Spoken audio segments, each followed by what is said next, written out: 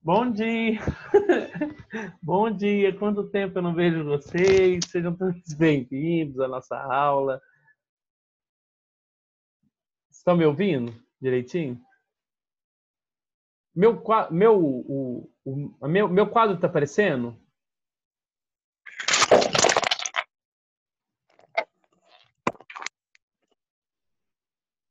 Cadê meu quadro? Minha televisão está aparecendo ou não? Tá tocando um vídeo lá, amigo. Mas, tá tocando. Ah, tá. Não, tá bom. Não, tranquilo. Quem estava na última aula que eu tinha que atualizar aqui? Aproveitar esse tempinho. Pedro Correia é um deles, amigo. Tá sempre Pedro informado. Correia. Maria Clara. Pedro Correia. Maria Clara. Quem mais?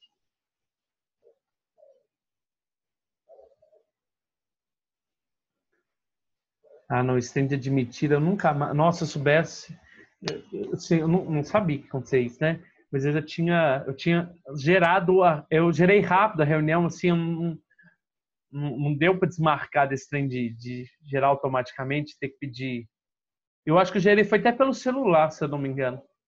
Né? Mas são todos aí presentes, né? Alguém entrou agora, que não estava na minha primeira aula? Não?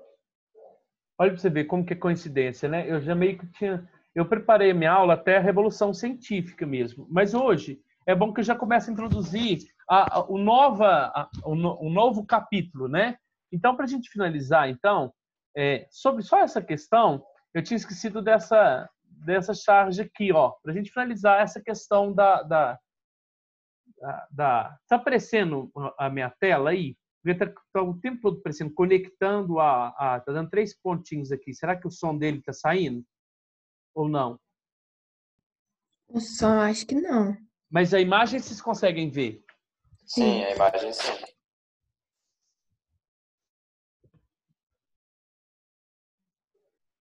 Gente, como que eu consigo apanhar de um trem tão bobo igual esse aqui? Conectar out. Está escrito ligar pela... tá. Agora foi. Tá. Então, para a gente finalizar... deixa eu desligar o microfone. Para a gente finalizar, então, a Revolução Científica, né? Esses dois grandes contribuintes, né? Não só os dois, mas teve Giordano Bruno, teve Kepler, teve outros tantos. Então, para a gente finalizar... tem gente aqui pedindo ajuda para entrar. Vocês me avisam, viu? Se alguém pedir aí para entrar.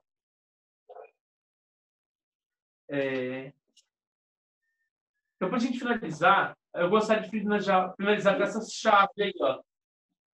O ser humano, né? Olha para você ver, o ser humano no período geocêntrico, né? Olha lá, a Terra está no centro. E aí o ser humano pergunta: o que houve, Deus? O que houve, Deus? E aí Deus responde: graças aos humanistas, tive que fazer alguns ajustes. E aí ele coloca o sol no centro, tá vendo? Então, para a gente finalizar, então, uma maneira cômica, engraçada, né? Então, esse seria, então, o modelo geocêntrico. E agora nós vamos...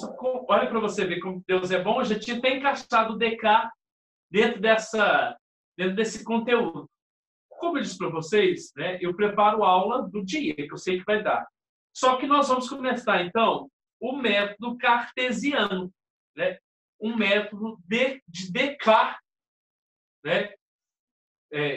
De René Descartes, né? Escreva Descartes, mas eu não falo Descartes, não, pelo amor de Deus, não falo Descartes, não. Então, eu vou descartar mesmo. Desde quando eu escutei na filosofia, e tem muitos professores que falam Descartes, Descartes. Eu sempre ouvi falar Descartes e é o nome mais bonitinho que eu gosto. Para falar Descartes, tá? Hoje não é sobre Descartes. Como que é? Descartes. Tem gente que fala Descartes. Não, quem escreve Descartes, né? Me parece que você vai descartar alguma coisa. O próximo capítulo, Camila.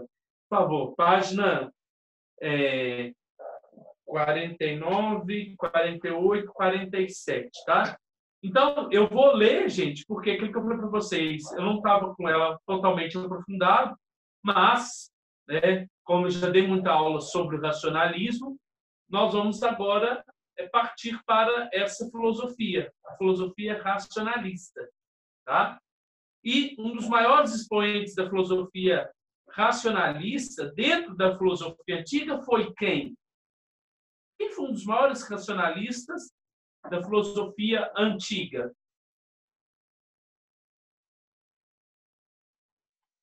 Vamos ver se vocês lembram. Quem foi um dos maiores racionalistas da filosofia grega? Antiga e grega. Aristóteles. Quem? Aristóteles. Lá? Platão? Aristóteles. Não, Platão. Racionalista foi Platão, né? E empirista foi o nosso amigo Aristóteles. Dentro da filosofia medieval, quem foi um dos maiores racionalistas?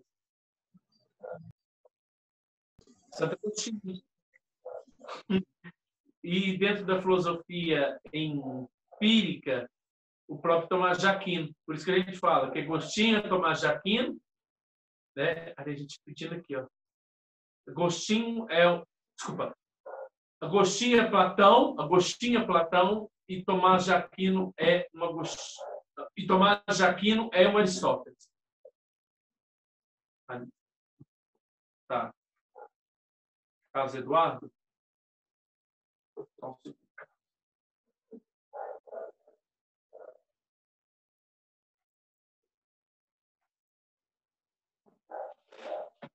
Então, vamos lá. Então, vou deixar aqui a tela de Descartes, mas nós vamos fazer essa introdução, né? Essa parte da introdução de Descartes. Ou primeiro, a questão do conhecimento. Então, agora é um embate que nós vamos ter entre os racionalistas e os empiristas, tá? Os racionalistas vão afirmar o quê? Que o conhecimento do ser humano é produzido através da razão. Que a gente falava que era produzido pela alma ou pelo espírito, e hoje nós falamos que esse conhecimento advém então do cérebro, né? E outros vão afirmar que o conhecimento ele advém das experiências. Empiria significa experiência. Peraí, mas eu experimento a partir de quê? A partir dos sentidos. Então, a partir dos sentidos, eu vou experimentando, tocando, cheirando, comendo, e a partir daquele processo de pegar, tocar, sentir,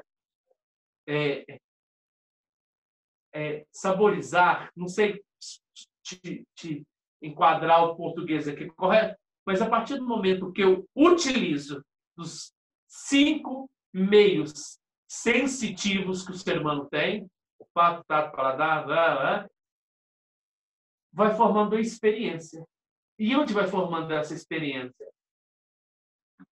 Na minha razão, no meu cérebro. Outros já falaram, não, conhecimento já está inato. Conhecimento está inato. Só que você precisa desenvolver, né? Conhecimento já está na razão, já está no cérebro. Colocar cérebro, né? Mas até então os gregos e os antigos e os modernos não entendiam esse conhecimento que advém do cérebro, tá? Então, vamos começar então? Vamos lá. Deixa eu compartilhar minha telinha aqui. Aqui é.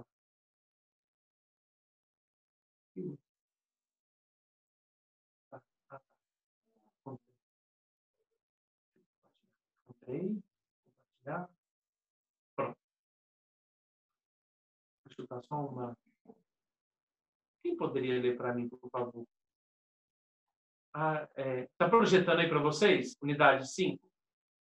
Sim, tá sim. Ah, sim. Conhecimento, tá?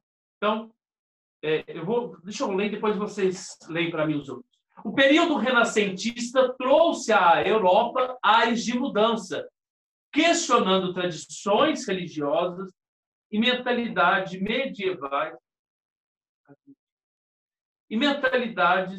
medievais e mostrando grande confiança agora na capacidade do homem.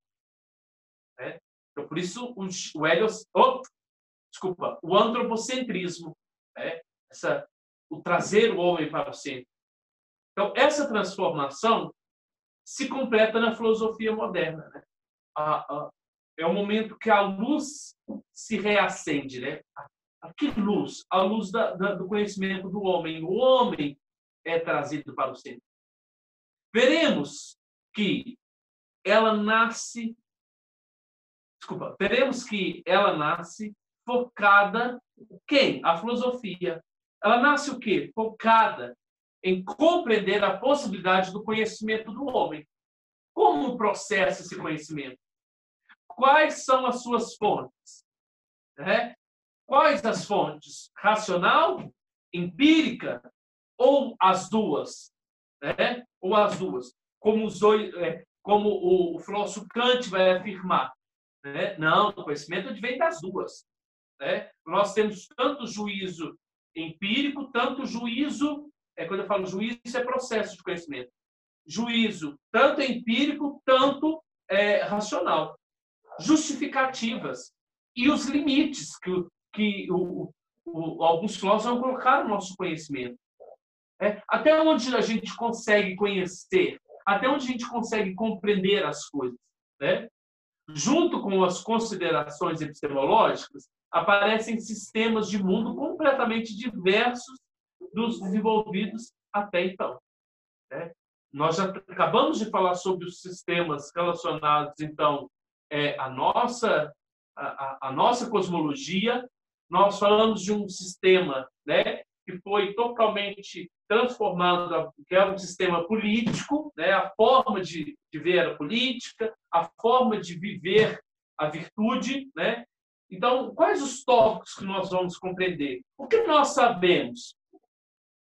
Então, esse capítulo do conhecimento, na hora que a gente finalizar com Kant, depois nós vamos, no próximo ano, entrar no Kant, só que no Kant da ética, tá? No campo da ética. Então, nós vamos estudar o Kant, que é o último filósofo no campo do conhecimento, desse capítulo. Depois nós vamos estudar o Kant no próximo capítulo, só que é o ano que vem, mas o Kant ético. Tá? Então, o que nós sabemos?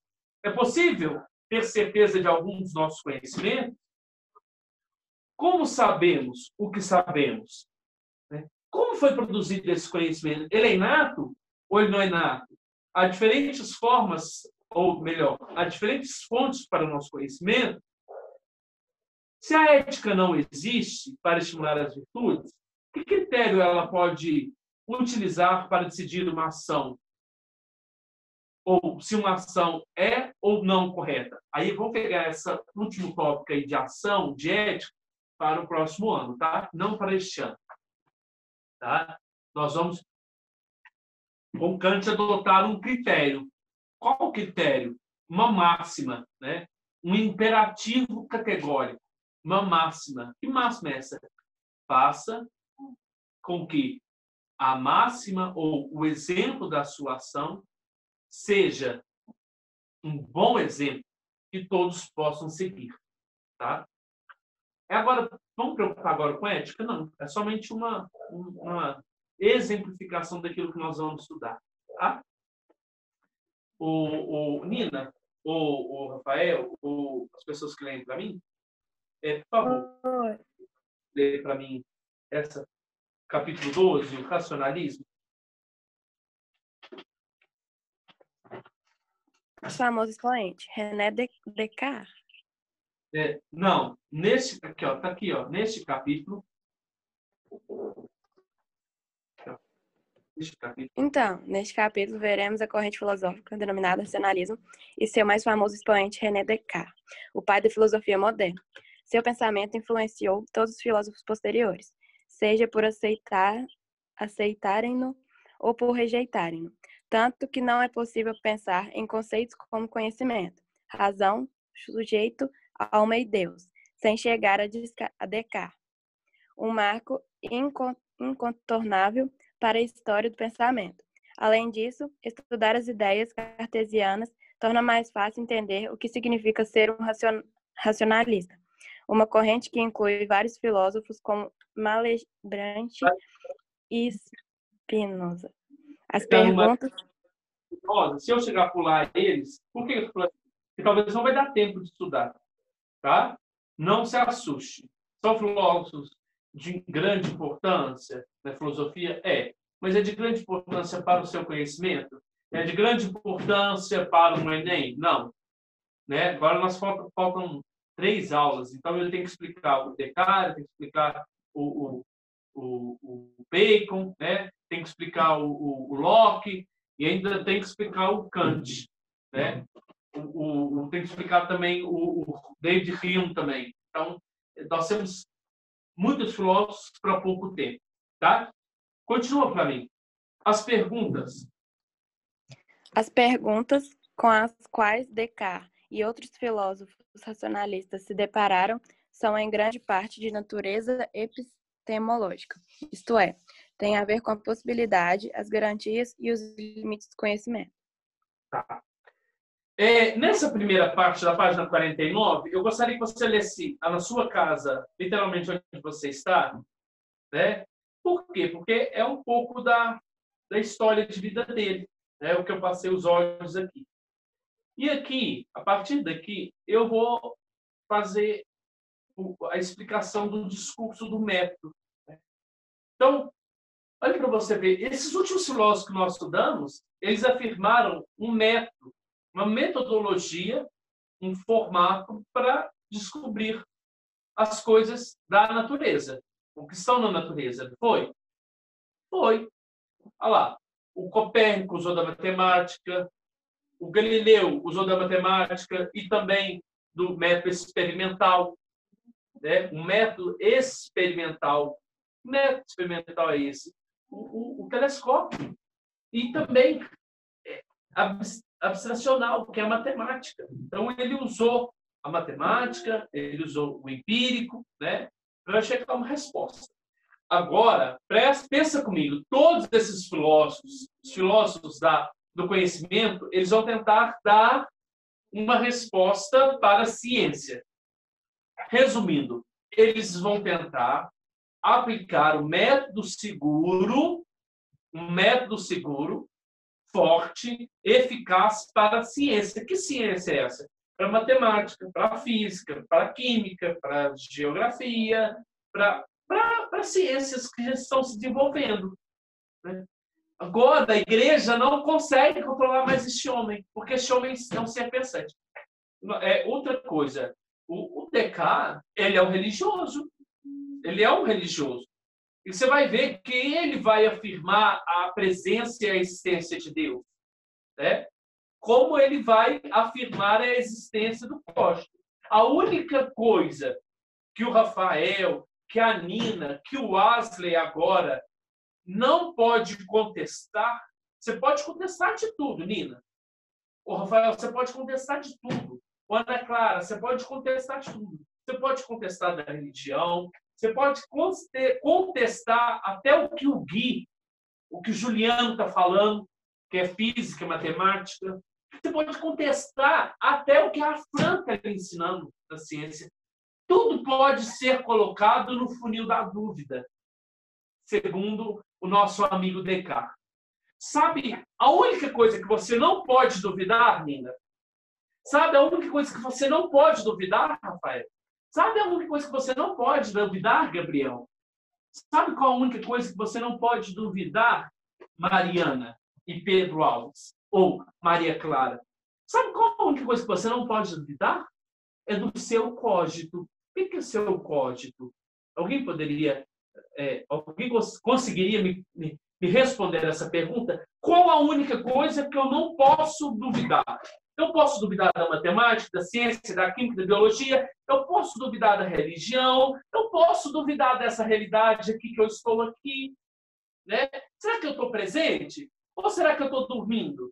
Eu estou dormindo ou eu estou presente? Ai, meu Deus. é a dúvida do sono, né? Ou é a dúvida da realidade, né? Aí, matemática. Nossa, será que a matemática é certa? E se a matemática é certa? Mas e os momentos que eu erro? Será que não pode existir um tipo de um demônio, um gênio maligno que tenta me passar a perna e fazer eu errar? Será que eu estou dormindo ou estou acordado? A dúvida da realidade. Tá vendo? É isso aqui que eu estou passando nos meus slides aqui. A única coisa também que você tem que contestar é os sentidos. Lembrando que o nosso Descartes, ele é racionalista. Então, o tempo todo ele vai contestar. Contestar o quê? As sensações, os sentidos. Então, na dúvida metódica, né, que está lá na página 50, né, na página 50, essa dúvida metódica, né, ele quer dar uma resposta para os ceticistas da sua época, para os céticos da sua época. Porque os céticos, eles acreditavam que não há possibilidade de uma verdade absoluta, né? Há impossibilidade de conhecimento. Então, tudo que a gente conhece, né, é uma mera ilusão. É um conhecimento básico, rápido, né? É só como que eu posso dizer? Nem forma o conhecimento. Espera aí. O Descartes pensou, uai, se os céticos duvidam de tudo, como eu vou combater os céticos? Se os céticos duvidam de tudo, como eu vou combater os céticos? Que são aqueles que duvidam de todas as verdades e todas as possibilidades do conhecimento. Como eu contestaria, o Rafael? Como eu chegaria ao patamar dos céticos? Não sei se vocês conseguem compreender meu pensamento. Nossa, eu não entendi a pergunta. Também. Se os céticos não duvidam de tudo, eles não duvidam? Sim. Duvidam de todas as possibilidades de conhecimento? O que o Descartes vai fazer também? Ele vai duvidar de todas as possibilidades de conhecimento e de todas as verdades que até então ele adquiriu. E aí ele fala, isso é na dúvida metódica, tá? Na página 50. Eu vou explicar a página 50 para vocês, tá? Depois eu vou explicar depois eu explico o método, né? O discurso do método, que é o método próprio, né? É o método próprio do Descartes, tá? Então vamos lá para a página 50. Eu estou dando um pulo, tá? Eu estou invertendo a situação aqui, ó. Então, a dúvida metódica, né, a primeira coisa que o Descartes queria fazer, eu não sei se isso está escrito na nossa apostila, mas eu estou partilhando de algo que eu já sei sobre Descartes. Então, Descartes, ele queria combater os céticos da sua época. Quem são os céticos? São aqueles que duvidam de tudo. São aqueles que negam uma verdade absoluta. E aí o Descartes, ele vai duvidar de tudo e vai mostrar uma verdade absoluta, Rafael. Uma verdade absoluta, Nina. Que é a verdade do cogito. Tudo bem? Tudo bem, e você? Quem ligou o microfone aí? Então, primeira coisa, Rafael, para eu mostrar para os céticos, né, que existe uma verdade absoluta, uma verdade que é certeira para mim, para você, para todos nós, ele precisava de se igualar aos céticos. E aí, o que ele faz? Hein, Rafael, eu acabei de te dizer. Para eu chegar a mostrar uma verdade para os céticos, eu precisava fazer igual eles fazem. Porque Não acreditar em nada, né? Não acreditar em nada e contestar tudo. E aí ele começa a contestar. Primeira coisa que ele contesta, os sentidos. Olha lá, se você pegar lá na página 51, está lá. Em primeiro lugar, Descartes analisa aqueles conhecimentos que nós adquirimos por meio dos sentidos. Olha lá, visão, audição, tato, olfato e paladar. E neles encontra diversas situações de engano, quando algo representado pelos sentidos se revela falso. Como, por exemplo, então, nós vamos começar a chamar, nessa dúvida metódica, os graus da dúvida. Então, a primeira coisa que ele vai contestar, talvez os meus slides não está na sequência certa da nossa folha, tá? Da nossa apostila. Primeira coisa que ele vai duvidar, Rafael, você consegue ler para mim? Está escrito no meu slide?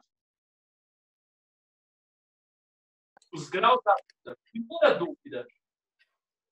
Peraí, eu não entendi. Desculpa, não entendi. O slide para mim. Nós estamos falando, né, que o Descartes ele está contestando, ele está fazendo igual os céticos faziam, que é contestar. Sim.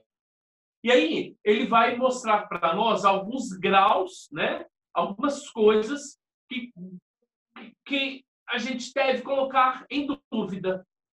Que a gente pode contestar também. Por que ele está fazendo isso? Hein, Rafael? Ele está fazendo isso, Rafael? Ele está fazendo isso, Maria Clara? Porque ele vai, lá no final, mostrar que existe uma verdade absoluta. Ele quer mostrar isso para quem?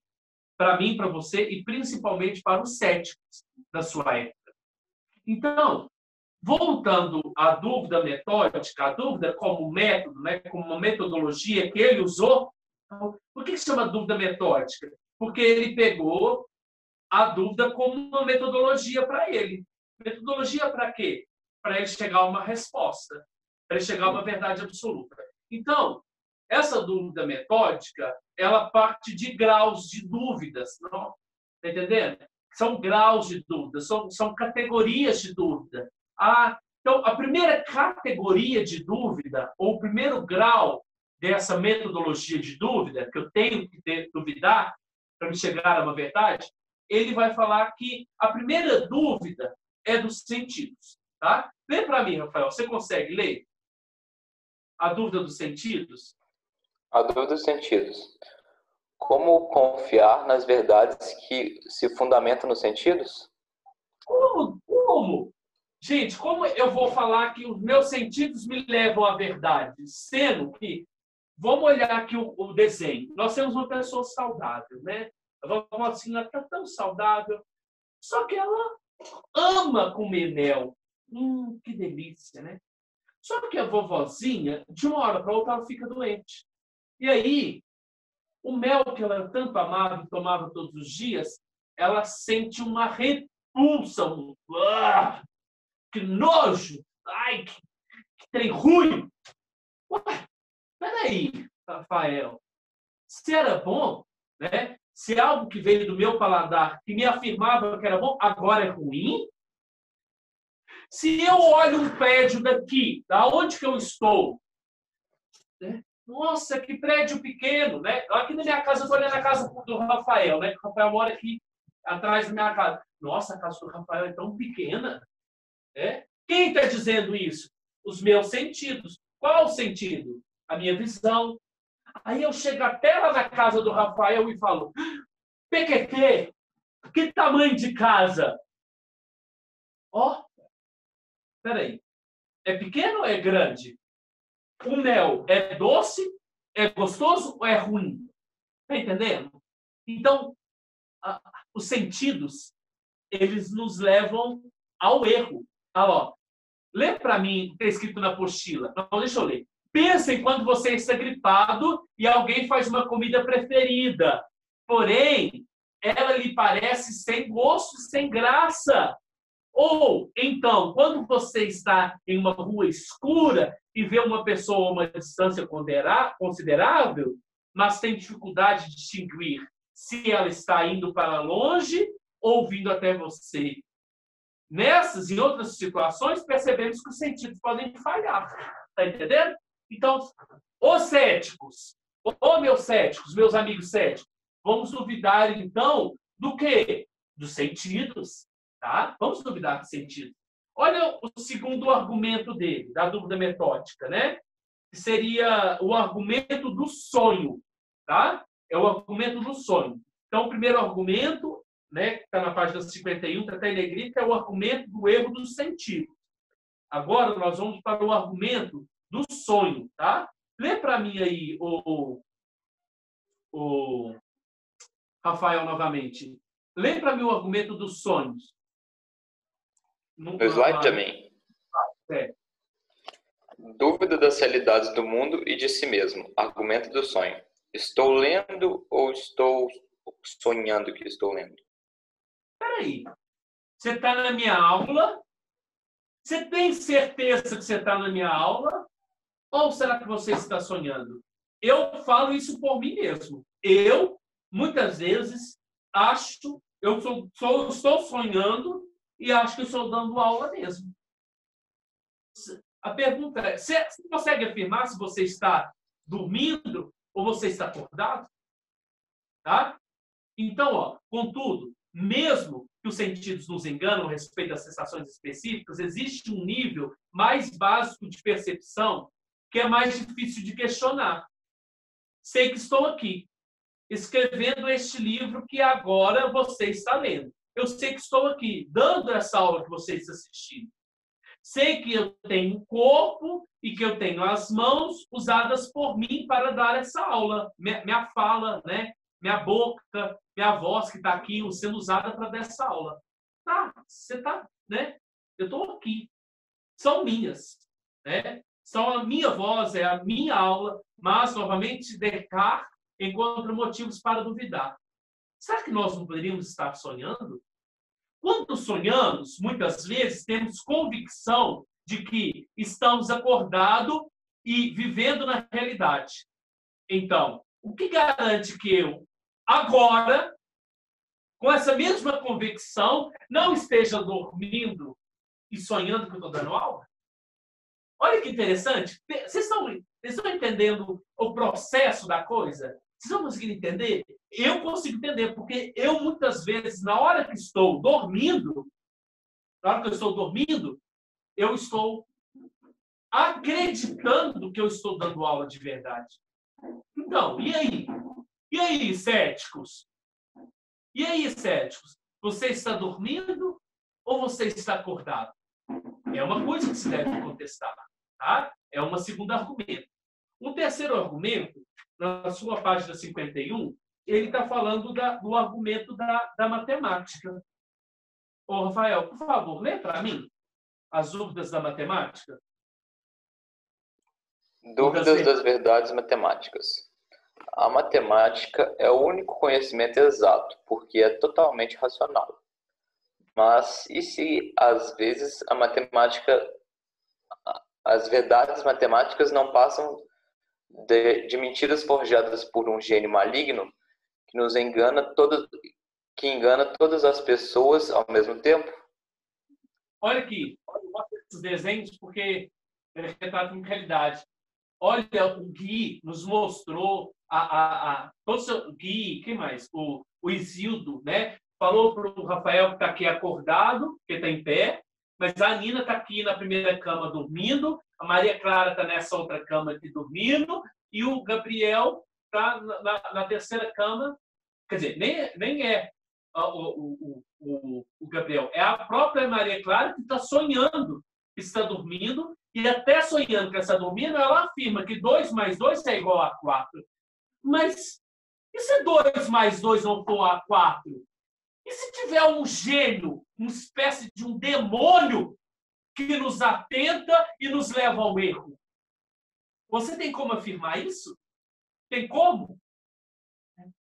Será que não existe mesmo um gênio, uma pessoa, né, que nos leva a esse erro? Né?